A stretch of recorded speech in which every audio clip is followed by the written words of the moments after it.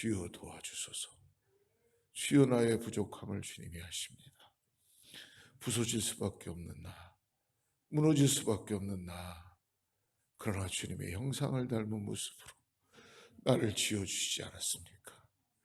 주여 오늘도 일어나게 하여 주시고, 아버지 성령님, 내가 주님 의지하고 일어나기를 원합니다. 내 속사람이 강건케 하여 주시고, 오늘 아침에 말씀하실 때 듣게 하여 주시고, 아버지 하나님의 말씀이 꿀성이처럼 내 심령 가운데 들려지게 하여 주셔서, 아버지 정말 주님의 말씀이 생명으로 다가오는 역사를 경험하게 하여 주시옵소서.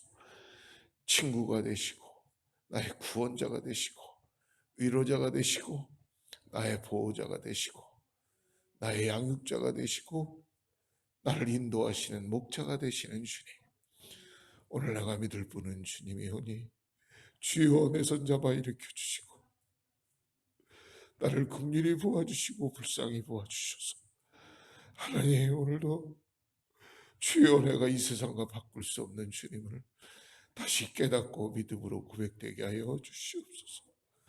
하나님 성령님 이 시간에 도와주셔서 새벽을 깨어나는 사랑하는 성도님들의 그 간절한 마음을 주님이 하시고 아버지 응답하여 주시고 갚아주시고 역사하여 주시옵소서. 예수님의 이름으로 간절히 기도드립니다. 오늘은 히브리서 8장을 봅니다. 8장.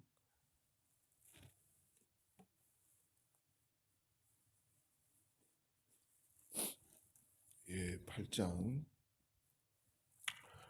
1절부터 13절까지 8장이 있는데요. 말씀이 좀 길지만 우리 그래도 말씀을 같이 깨닫기 위해서는 같이 합독합니다. 시작. 지금 우리가 하는 말의 요점은 이러한 대제사장이 우리에게 있다는 것이라. 그가 하늘에서 지극히 크신 이의 보좌 우편에 앉으셨으니 성소와 참 장막에서 섬기는 이시라. 이 장막은 주께서 세우신 것이요 사람이 세운 것이 아니니라. 대제사장마다 예물과 제사드림을 위하여 세운 자니 그러므로 그도 무엇인가 드릴 것이 있어야 할지니라. 예수께서 만일 땅에 계셨더라면 제사장이 되지 아니하셨을 것이니 율법을 따라 예물을 드리는 제사장이 있음이라. 그들이 섬기는 것은 하늘에 있는 것의 모형과 그림자라. 모세가 장막을 지으려 할 때에 지시하심을 얻은 것 같으니 이르시되 삼가 모든 것을 산에서 내게 보이던 본을 따라 지으라 하셨느니라. 그러나 이제 그는 더 아름다운 직분을 얻으셨으니 그는 더 좋은 약속으로 세우신 더 좋은 언약의 중보자시라. 저 첫 언약에 무음하였더라면 둘째 것을 요구할 일이 없었으려니 그들의 잘못을 지적하여 말씀하시되 주께서 이르시되 볼지어다 날이 이르리니 내가 이스라엘 집과 유다 집과 더불어 새 언약을 맺으리라. 또 주께서 이르시기를 이 언약은 내가 그들의 열조의 손을 잡고 애굽 땅에서 인도해 내던 날에 그들과 맺은 언약과 같이 아니하도다. 그들은 내 언약 안에 머물러 있지 아니하므로 내가 그들을 돌보지 아니하였노라. 또 주께서 이르시되 그날 후에 내가 이스라엘 집과 맺을 언약은 이것이니 내 법을 그들의 생각에 두고 그들의 마음에 이것을 기록하리라. 나는 그들에게 하나님이 되고 그들은 내게 백성이 되리라. 또 각각 자기 나라 사람과 각각 자기 형제를 가르쳐 이르기를 주를 알라 하지 아니할 것은 그들이 작은 자로부터 큰 자까지 다 나를 알미라. 내가 그들의 불의를 긍휼히 여기고 그들의 죄를 다시 기억하지 아니하리라 하셨느니라. 새 언약이라 말씀하셨음에 첫 것은 낡아지게 하신 것이니 낡아지고 쇠하는 것은 없어져 가는 것이니라. 우리는 새 것을 너무나 참 좋아합니다. 그러나 여러분 새 것을 또 가져보면 그것이 또 시간이 지나면 또 금방 다른 것들이 나오기 시작하죠. 얼마 전에 전화기를 셀룰라폰을 사용했는데요. 더 이상 인터넷이 안 되는 거예요. 그래서 왜 그런가 가봤더니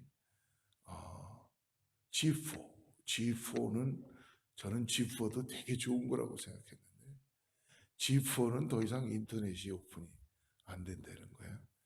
그래서 울며 겨자 먹기로 G5로 바꾸게 되었어요. 금방 세상은 그렇게 새로운 거로 우리들에게 계속 다가옵니다. 근데 여러분, 한 가지 변하지 않는 게 있습니다. 바로 오늘 히브리서 기자가 우리에게 말씀해 주시는 새 언약으로 오신 새 약속이신 예수 그리스도이십니다. 저도 전화기도 중요하고 지금 영상을 찍는 이런 모든 것들도 중요하지만 이런 것보다 더 중요한 건 예수 그리스도이신 줄을 믿습니다. 내 안에 예수 그리스도가 함께 하신다는 이 믿음을 가지고 살아갈 수 있는 은혜가 있는 줄 믿습니다. 세례 요한은 광야에서 외치는 소리라 그랬어요. 많은 제자들이 마치 세례 요한이 선지자요, 세례 요한을 쫓아갔지요. 세례 요한은 이야기합니다. 나는 그리스도가 아니다. 내 뒤에 더 큰 이가 오신다. 나는 이거죠. 그러니까 나는 곧 사라질 거야. 근데 진짜가 와. 너희들을 구원할 진짜가 오신다. 나는 그냥 거기에 따른 메신저고 소리이다. 너무나 멋있지 않나요? 세례 요한을 막 사람들이 쫓아가니까 세례 요한은 자기를 그렇게 이야기합니다. 오늘 1절을 보면은 지금 우리가 하는 말의 요점은 이라고 8장에서 시작합니다. 지금까지 우리는 1장부터 7장까지 쭉 같이 묵상했어요. 이 말을 요약한 거예요. 즉 무엇이냐면 히브리서 기자는 우리가 바로 하나님의 은혜를 가지고 있는 사람들이다. 구약의 이스라엘 백성들도 율법을 통해서 하나님의 은혜를 가졌지만 불완전했어요. 근데요, 이제 우리는 완전한 은혜, 온전하신 예수 그리스도를 통하여 우리에게 은혜를 허락하신 것이죠.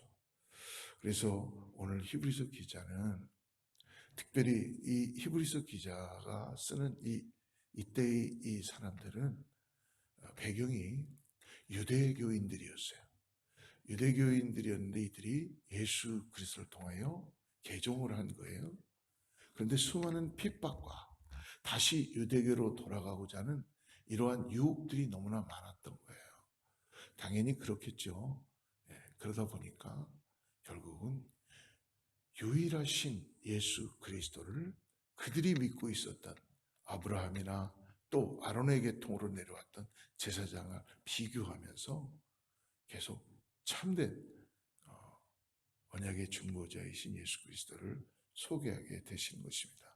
그러므로 지금 우리가 하는 말의 요점은 이라는 것은 1장부터 7장까지 설명한 예수 그리스도를 다시 센텐스로 말씀해 주는 거예요.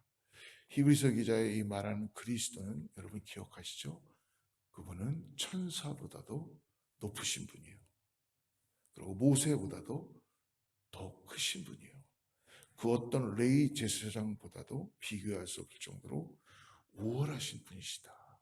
근데 오늘 8절에 들어와서 그분은 지금 하늘 보좌 우편에 앉아 계셔서 우리를 위하여 중보하시며 예배를 받으시는 분이시다라고 말씀해 주시는 거예요. 할렐루야. 그러므로 오늘 우리는 이 놀라운 우리를 구원하신 참된 대제사장 되시는 예수 그리스도를 우리에게 말씀해 주시는 놀라운 은혜를 받으시기를 축복합니다. 오늘 보니까 모형과 그림자는 한계가 있다라고 얘기하죠. 5절 봅니다. 그들이 섬기는 것은 하늘에 있는 것의 모형과 그림자라. 모세가 장막을 지으려 할 때에 지시하심을 얻은 것 같으니 이르시되 삼가 모든 것을 산에서 내게 보이는 본을 따라 지으라 하셨느니라. 이 5절의 말씀에서 이 모형과 그림자라는 말씀은 구약시대의 레위 계열의 이 제사장들이 이 땅에 있던 성소에서 하나님께 제사를 드리는 것이 한계가 있고 불완전했다는 거야. 구약의 제사법은요, 완전하지 않았습니다. 한계가 있었습니다. 그래서 구약의 제사는 죄인의 죄를 완전한 구속이 아니었고 일시적인 구원에서까지 나가는 것입니다. 그렇기 때문에 더 좋은 언약의 중보자이신 예수님을 하나님께서는 친히 이 땅에 오시게 되신 것이죠. 그래서 하나님께서는 완전한 구원자로 예수 그리스도를 이 땅에 저와 여러분을 위해서 더 나가서 하나님의 약속을, 하나님의 구원의 언약을 성취하시게 하여 보내셨습니다. 그래서 구약의 율법보다 더 좋은 언약의 중보자로서 예수님께서 이 땅에 인간의 몸으로 오셨지만 하나님이신 그분이 동정녀 마리아에게 성령으로 잉태하셔서 오늘 구원자로 예수님께서 십자가의 죽으심으로 이제 더 이상 많은 제사를 통해서 그런 것이 아니고 단번에 구원의 길을 우리에게 열어주신 거예요. 이것이 바로 우리에게 은혜인 줄을 믿습니다. 6절을 다시 한번 봅니다. 그러나 이제 그는 더 아름다운 직분을 얻으셨으니 그는 더 좋은 약속으로 세우신 더 좋은 언약의 중보자시라. 성경은 우리에게 정확하게 우리를 하나님 앞으로 인도해 주십니다. 기도하고 우리가 말씀을 보면은 깨닫는 은혜를 경험하게 될 줄 믿습니다. 예수님은 아버지 하나님의 말씀에 완전하게 순종하신 하나님의 아들이시죠. 그래서 십자가에서 죽으심을 통하여 더 확실한 파이널리 좋은 언약의 중보자가 되셨습니다. 더 좋은 언약이란 즉 무엇입니까? 율법의 행위는 한계가 있었습니다. 그러나 예수 그리스도의 이름을 부르는 자, 예수 그리스도의 이름을 부르는 자가 구원을 얻는다라는 이 새롭고 더 좋은 새 언약을 허락해 주신 것입니다. 사도행전 2장에 보면은 우리가 지난주에 설교를 나눴지만 오순절 마가의 다락방에 120 제자들, 더 많은 사람들이 있었겠죠. 성경은 120명을 표기해 줍니다. 마가의 다락방에 모여 기도하던 이 120명의 제자들에게 성령님께서 임하십니다. 하나님의 약속하신 성령이 임하셨죠. 불처럼 바람처럼 임하셨어요. 그래서 각각의 머리 위에 뜨겁게 임재하셨습니다. 그리고 베드로가 성령을 받고 성령 충만함으로 설교를 하기 시작했죠. 구약의 말씀을 전하는 거예요. 그때 예루살렘에 모인 유대인들에게 복음을 선포하고 이 선포의 말씀 가운데 베드로는 결국 중심이 뭐냐면 더 좋은 언약의 예수님을 믿음으로 바라봐야 된다라는 것을 가르쳐 주죠. 그래서 사도행전 2장 21절에서 이렇게 말씀합니다. 누구든지 주의 이름을 부르는 자는 구원을 받으리라니라.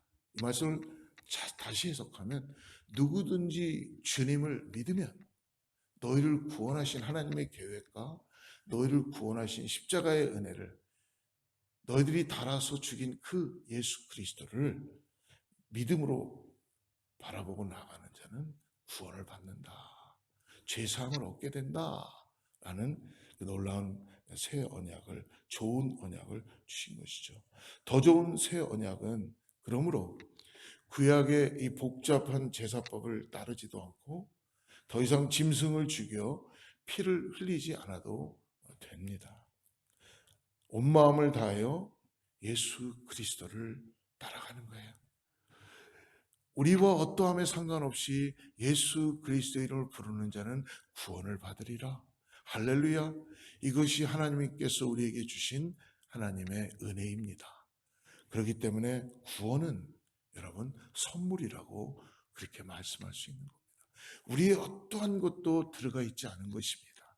하나님께서 예수 그리스도를 통하여서 우리를 구원하여 주신 것이죠. 그러므로 오늘 본문을 통하여 우리에게 권면하는 바와 같이 과거의 율법이 아닌 더 좋은 언약의 중보자이신 예수 그리스도만을 오늘도 우리가 믿음으로 고백하고 따라갈 수밖에 없다는 것입니다. 왜? 온전하신 분은 오직 예수 그리스도시기 때문에. 우리를 위해 자신의 생명까지 버리신 예수님을 그러므로 오늘 더욱 사랑하시고 우리의 가족이나 이웃들에게도 여러분 오늘 삶으로 내 안에 계시는 예수 그리스도를 통하여 기쁨을 전하는 우리 모두가 되기를 축복합니다. 많은 사람을 옳은 대로 돌아오게 한 자는 별과 같이 영원토록 빛날 것이라는 이 약속의 말씀을 기억하고 오늘도 예수 사랑, 복음 전파의 삶을 살아가는 우리 모두가 되기를 주로 축복합니다. 사랑하는 성도 여러분, 예수 그리스도가 오늘도 소망이 되십니다. 예수 이름을 부르는 모든 자들에게는 하나님의 놀라운 역사가 나타나는 것을 경험하게 되실 줄 믿습니다. 기도하겠습니다. 하나님 아버지, 오늘도 우리의 소망은 우리를 구원하신 예수 그리스도이십니다. 하나님께서 나를 사랑하여 주셔서 나를 구원하여 주신 것을 감사합니다. 오늘도 주님과 함께 동행하며 오늘 나에게 주어진 하루 가운데 하나님의 은혜를 나누며 주님의 복음을 전하며 살아가는 믿음의 삶을 살게 하여 주시옵소서. 예수님의 이름으로 간절히 기도드립니다.